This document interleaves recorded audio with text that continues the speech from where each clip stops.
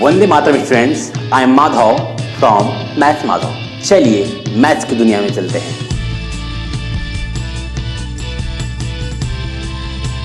दोस्तों, स्टूडेंट्स, आज का जो टॉपिक है वो टॉपिक रिलेटेड है पॉलिनोमियल से।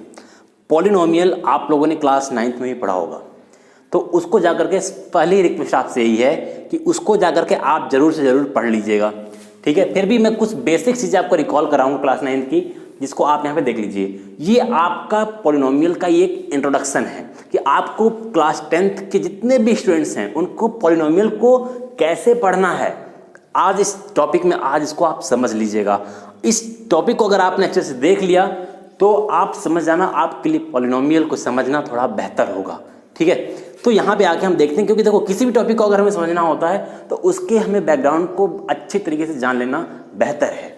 तो यहाँ पर देखो, सबसे पहले चीज़ें इसमें कुछ बेसिक्स हैं, उन चीज़ों को जान लेना आवश्यक है। जैसे आप कोई भी, जैसे आप पॉलिनोमियल के बारे में बात करूँ तो कुछ एक पॉलिनोमियल में यहाँ पे लिख देता हूँ कि 2x स्क्वायर प्लस 5x, इस तरीके से कुछ करके लिख दिया मैंने। अब यहाँ पर जब देखोगे तो मैंने कहा कि एक पॉलिनोमियल है। अब इस पॉलिनोमियल में बोलोगे तो ये बाइनोमियल है, यहाँ पे दो टर्म्स दिख रहा है हमें। यहाँ पे देखोगे तो मैं पूछूं कि यहाँ पे डिग्री कितनी है इसकी, तो हमें डिग्री कैसे देखना होता है। सबसे मैक्सिमम पावर कौन सा है, वो हमारी डिग्री होती है, तो 2 है, तो ये डिग्री 2 है इसकी। अब यहाँ पे अगर मैं पूछता हूँ कि बताओ यहाँ पे x का कोफिशिएंट क्या है, हर चीज को ध्यान से यहाँ पे देख लो। x का कोफिशिएंट, तो यहाँ पे ये तो x स्क्वायर है, यहाँ पर x है, तो x के मल्टीप्लाई में जो नंबर होता है वो x का कोफिशिएंट होता है। x स्क्वायर कोफिशिएंट क्या है, 2 है। देखो ये सारी चीज़ें मैंने 9th क्लास के एक वीडियो में बता रखा है, उसको जरूर से देख लो अगर इसमें क्लियर, तुम्हें ये चीज़ें क्लियर नहीं है तो।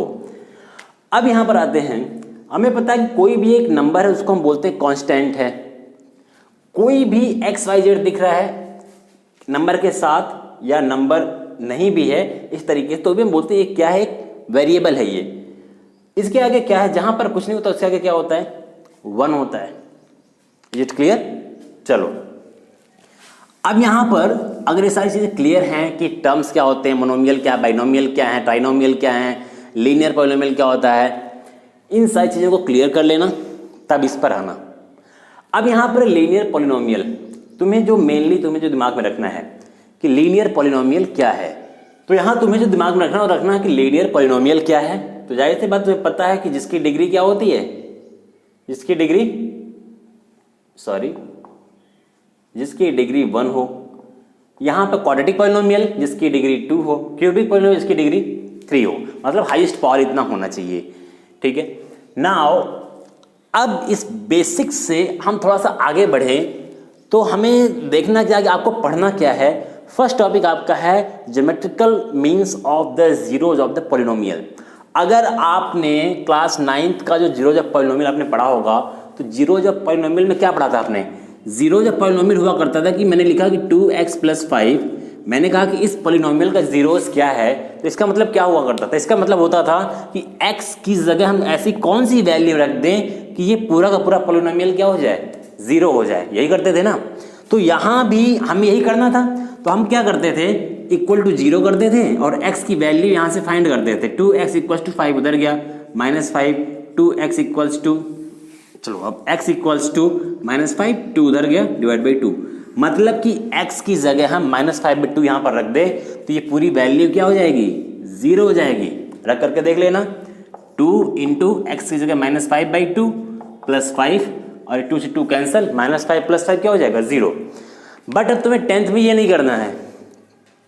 10th में तुम्हें क्या करना है, तुम्हें इस जीरोज को ग्राफ पे शो करना है। तो कैसे शो होगा, उसके लिए जो हमारा टॉपिक नेक्स्ट आएगा, नेक्स्ट वीडियो में हम उससे बताएंगे, ठीक है। तो ये जीरोज ऑफ पॉलिनोमियल तुम्हें जो 9th में करते थे वो तो तुम्हारी उसकी समझ, अंडरस्टैंडिंग तुम्हारे पास उसकी होनी चाहिए। तो ये बड़ा ही आसान सा है, एकदम 1 नंबर का ऑब्जेक्टिव क्वेश्चन इस बार आया भी हुआ था बोर्ड एग्जाम में, तो बड़ा ही आसान, इसमें कुछ करना नहीं होता है। Second thing, relationship between zeros and coefficient of polynomial. इसको जानने से पहले चीज और जान लो कि जीरोज जो होता है, अगर लीनियर पॉलिनोमियल है, ठीक है, लीनियर पॉलिनोमियल है तो वहां केवल मैक्सिमम 1 0 मिल सकता है, एग्जैक्टली 1 0 मिलेगा तुम्हें, ठीक है, मतलब कोई एक वैल्यू मिलेगी जो उस पॉलिनोमियल में पुट करोगे और पॉलिनोमियल क्या हो जाएगा, 0 हो जाएगा।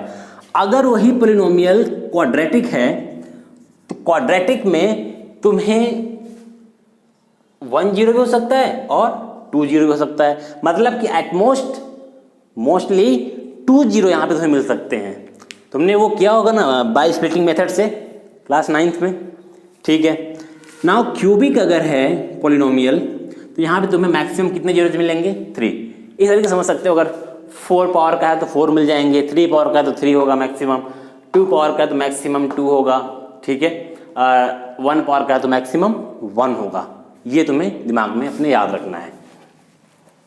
और बाकी हम ग्राफ के थ्रू पॉलिनोमियल को ज्योमेट्रिकली कैसे देख पाएंगे कितने जीरोज हैं, तो हम इस टॉपिक में आपको बताएंगे।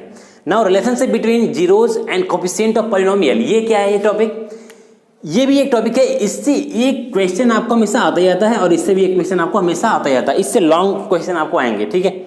यहाँ पे क्या होता है, रिलेशन बिटवीन द जीरोज समझ गए ना कि हमें कुछ जीरोज मिलते हैं, तो जीरोज यहाँ पर हम जीरोज को अल्फा और बीटा से शो करते हैं, ठीक है। अल्फा बीटा मान लेते हैं कि ये हमारे 2 जीरोज हैं, क्या हैं, जीरोज। 3 होंगे तो गामा ले लेंगे यहाँ पर, ठीक है। And coefficient of polynomial, polynomial का कोफिशिएंट का मतलब क्या हुआ, मान लो कि मैं कोई पॉलिनोमियल लिख रहा हूँ ax² + bx + c, इसमें कोफिशिएंट क्या है, कोफिशिएंट देखोगे तो यहाँ पे एक x और कोफिशिएंट क्या है, a है, एक x का कोफिशिएंट क्या है, b है, और यहाँ पे कांस्टेंट है तो ये c है। तो ये सब क्या है हमारे, एक तरीके से इसको कोफिशिएंट ना बोल करके इसको सीधे क्या बोल सकते हो, c को, ये एक कांस्टेंट टर्म है, ओके। अगर मैं इसी चीज को मैं इस फॉर्म में लिखूं, जैसे हमें जीरोज फाइंड आउट करना हो तो मैं ऐसे लिखता हूं, बस ऐसे याद रखना कि जीरोज को हम अल्फा बीटा गामा इन सबसे हम शो करते हैं। ये क्लियर। आज बहुत गर्मी है, बारिश होने के बावजूद भी पसीना बहुत गिर रहा है। चलो अब यहाँ पे हम क्या करेंगे, मैंने अगर लिख दिया कि ax + b, ठीक है, ax + b, मैंने कहा कि इसका 0 ax + b है, यहाँ पर इसका जीरोज फाइंड आउट करो, तो हम क्या करते हैं, इक्वल टू 0 करते थे, तो लिखोगे ax, तुम्हें पता है कि यहाँ पे x क्या है, वेरिएबल है, इसी x की वैल्यू निकालनी है और बाकी दोनों नंबर्स को किधर ट्रांसफर करना है, इधर करना है हमें। तो ax = -b, तो यहाँ से x = -b/a, मीन्स कि इस पॉलिनोमियल में अगर हम x की जगह -b/a रख दें, यहाँ पर a × x की जगह -b/a रख दें हम और +b ऐसे ही रहने दें, तो a से a कैंसिल होगा और -b + b क्या हो जाएगा, 0 हो जाएगा।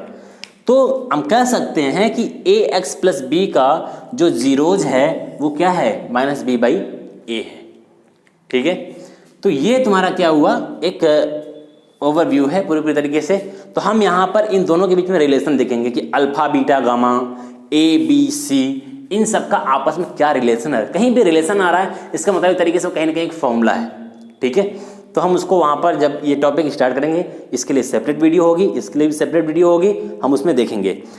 लास्ट थिंग है डिवीजन एल्गोरिदम। डिवीजन एल्गोरिदम के देखो, मैं ये सारी चीज़ें इसलिए बता रहा हूँ ताकि तुम पहले से प्रिपेयर हो जाओ कि किन चीज़ों को तुम्हें यहाँ पर कदम रखने से पहले इस चैप्टर में कौन सी चीज़ तुम्हें तैयार होनी चाहिए।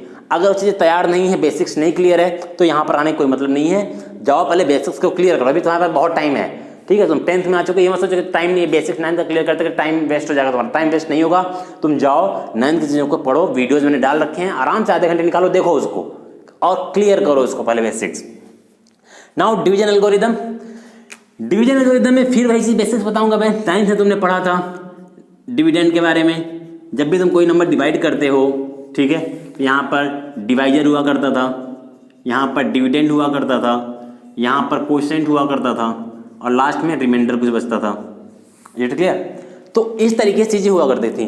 अब इसी पर तुम्हारा एक फॉर्मूला है, वो फॉर्मूला भी तुम्हें याद होना चाहिए।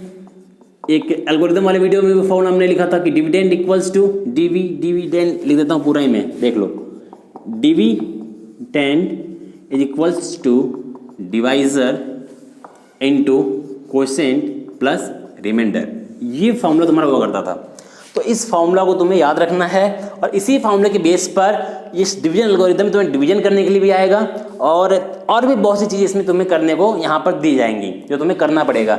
यहाँ पे तुम्हें एक चीज़ और भी आता है जो एग्जाम के पॉइंट ऑफ व्यू से बिल्कुल इंपॉर्टेंट है, हर साल एग्जाम में वो चीज़ आता है, करीब करीब 4 मार्क्स में आ जाता है वो, ठीक है। वो क्या होता है, वो तुम्हें कि कोई भी एक पॉलिनोमियल देगा कुछ तरीके से लिखे कि 2x पे power 4 plus 3x cube plus 4x square plus 2x plus 9, इस तरीके से करके तुम्हें एक पॉलिनोमियल दे दिया। इस पॉलिनोमियल की मैक्सिमम पावर कितनी है, 4 है। इसका मतलब कि इस पॉलिनोमियल में हमें मैक्सिमम कितने जीरोज मिलेंगे, 4। मतलब कि इसमें 4 जीरोज हमें ऐसे मिल सकते हैं कि इसमें हम वैल्यू पुट करें x की जगह तो ये पूरा पॉलिनोमियल क्या हो जाएगा, 0 हो जाएगा। तुम्हें क्वेश्चन में इसके 2 जीरोस तुम्हें अपने आप दे देगा वो, ठीक है। मान लो कि मैंने बता दिया कि इसका इस पॉलिनोमियल का एक जीरोस 2 है और एक जीरोस -2 है, एक एग्जाम्पल के लिए, कोई जरूरी नहीं कि यही होगा। 2 जीरोस हमने दे दिया, अब तुमसे वो बोलेगा कि 2 जीरोस हमने बता दिए, अब 2 जीरोस तुम मुझे बताओ इसके और 2 जीरो क्या होंगे। तो ये क्वेश्चन बिल्कुल मोस्टली है, इंपॉर्टेंट है कि तुम्हारे एग्जाम में आना ही आना है। तो ये तुम्हारा एक ओवरव्यू हुआ, पूरा इंट्रोडक्शन हुआ पॉलिनोमियल का। अब हमारा जो नेक्स्ट वीडियो आएगा वो geometrical means of the zeros of the polynomial पर आएगा, उसके बाद relationship between the this and the this, इन सारे टॉपिक्स पे हमारे वीडियोज आने वाले हैं। और आप लोग बिल्कुल ध्यान से स्टार्टिंग से चीज़ों को देखते रहिएगा, बिल्कुल भी एक भी चीज़ मिस मत करिएगा। आपका क्लास 10th है, बिल्कुल भी इसको आसान और हल्के में मत लीजिएगा। Okay, all the best, thank you, take care. कोई भी प्रॉब्लम हो आप हमसे क्वेरी करिए, पूछिए हमसे, बट क्लास 10th को बेस्ट करिए। All the best.